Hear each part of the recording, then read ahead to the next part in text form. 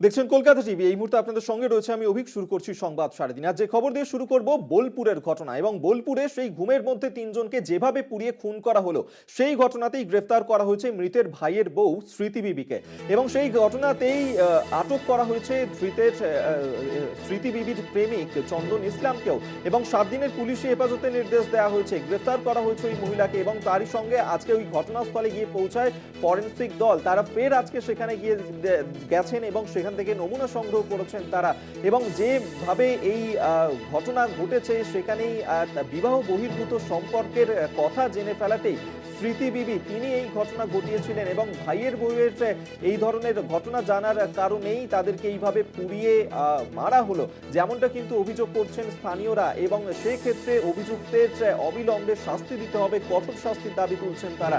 যেভাবে বোলপুরে সেখানে ঘুমের মধ্যে তিনজনকে পুড়িয়ে খুন করা হয়েছে, এবং সেই ঘটনাতেই গ্রেফতার করা হয়েছে মৃতের ভাইয়ের বউ স্মৃতি বিবিকে, এবং তার সঙ্গেই বিবাহ বহির্ভূত যে প্রেমের সম্পর্ক ছিল প্রেমিক চন্দন ইসলাম, যিনি ওই এলাকাতেই একজন হাতুড়ের ডাক্তার, তাকেও এই মুহূর্তে গ্রেফতার করা হয়েছে। 7 দিনের পুলিশি হেফাজতে নির্দেশ দেওয়া হয়েছে। ফের ফরেনসিক টিম সেখানে গিয়ে পৌঁছায়। আমরা এই মুহূর্তে সরাসরি সেখানেই যাব। আমাদের সঙ্গে মনা বীরবংশী এই মুহূর্তে আমাদের সঙ্গে রয়েছেন প্রতিনিধি। মনা, বোলপুরে যে ঘটনা ঘটেছে অত্যন্ত নির্মম সেই ঘটনা, এবং সেই ঘটনাতেই স্মৃতি বিবি এবং চন্দন ইসলাম তাদেরকে তো গ্রেফতার করা হয়েছে, 7 দিনের পুলিশি হেফাজত হয়েছে, ফরেনসিক টিম গিয়ে পৌঁছেছিল আজকে। সব মিলিয়ে কি আপডেট রয়েছে ফরেনসিক টিম? তাদের হাতে কোনো তথ্য কি উঠে এলো নতুন করে? দেখো অভিক, সব মিলিয়ে নতুন আপডেট বলতে বৃহস্পতিবার মধ্যরাতের ঘটনা। তুমি জানো যে বোলপুর থানা থেকে ঢিলছোড়া দূরত্বে রজতপুর গ্রাম, সেখানে শেখ আব্দুল আলিম তার সহধর্মিণী এবং 4 বছরের পুত্র সন্তানকে নিয়ে তিনি রাত্রে ঘুমোচ্ছিলেন, এবং তারপরই সেখানে নৃশংসভাবে তাদেরকে আগুনে পুড়িয়ে কিন্তু খুন করা হয়েছে। এমনই চাঞ্চল্যকর একটা খবর কিন্তু সামনে এসেছিল। তারপর দেখো, ঘটনার প্রায় 3 দিনের মাথায়, প্রায় 72 ঘন্টা বলা যেতে পারে, 3 দিনের মাথায় বীরভূমের জেলা পুলিশ সুপার রাজনারায়ণ মুখোপাধ্যায় তিনি কিন্তু সাংবাদিক বৈঠক করলেন।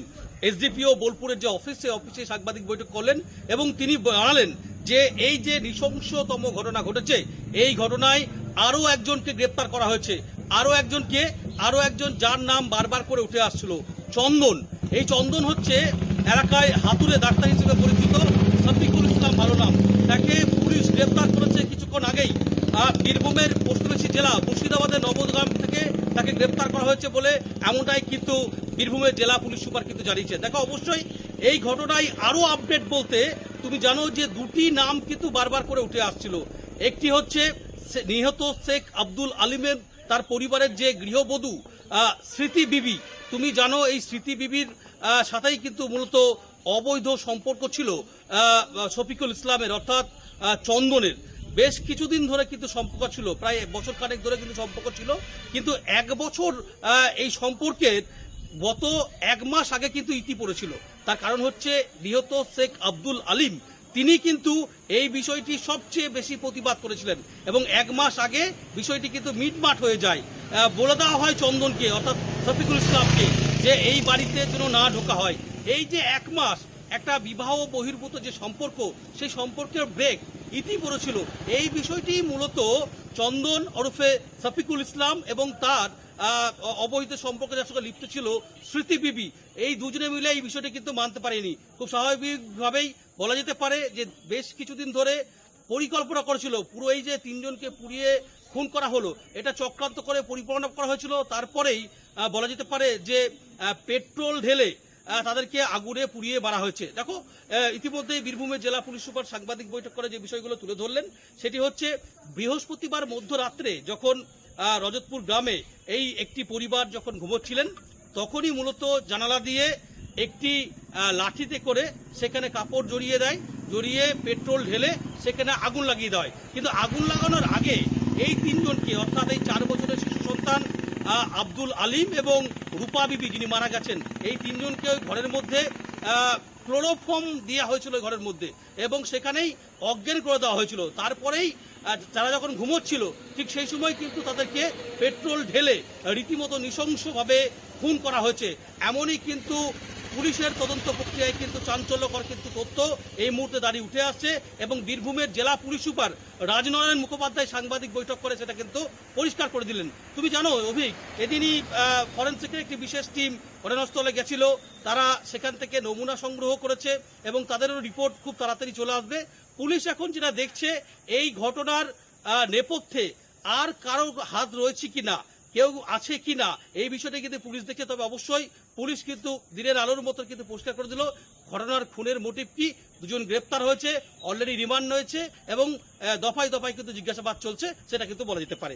অভিক, একেবারে আমাদের এই ঘটনার দিকে অবশ্যই নজর থাকবে। আপাতত তোমায় ধন্যবাদ জানাবো। মনা বীরবংশী এতক্ষণ সরাসরি আমাদের সঙ্গে ছিলেন প্রতিনিধি, এবং এই ঘটনায় ইতিমধ্যেই তো তদন্ত শুরু করেছে পুলিশ এবং ধৃতদেরকে 7 দিনের জেল হেফাজতেরও নির্দেশ দেওয়া হয়েছে।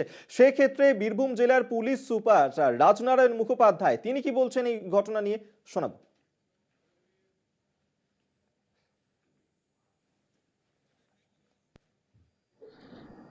আপনারা জানেন রজতপুরে, যেটা বোলপুর থানার আন্ডারে, একটা হিনিয়াস ক্রাইম হয়েছিল গত পরশুদিন।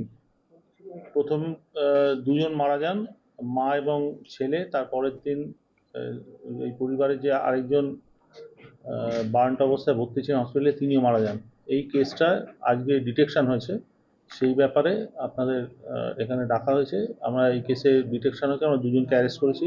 গতকাল অ্যারেস্ট হয়েছে, ওর নাম হচ্ছে নাজনীন নাহার এলিয়াস সিটি।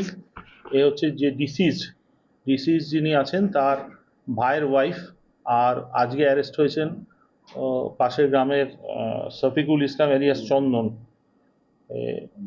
এ হয়েছে আজকে অ্যারেস্ট হয়েছে, কালকে ফরওয়ার্ড হবে। দুজনকে আমরা অ্যারেস্ট করেছি, এদের কাছ থেকে আমরা কনফেশন পেয়েছি। পুরো ঘটনাটা এই দুজন মিলেই ঘটিয়েছে। এটা আমরা ডিটেকশন হয়েছে কেসটা।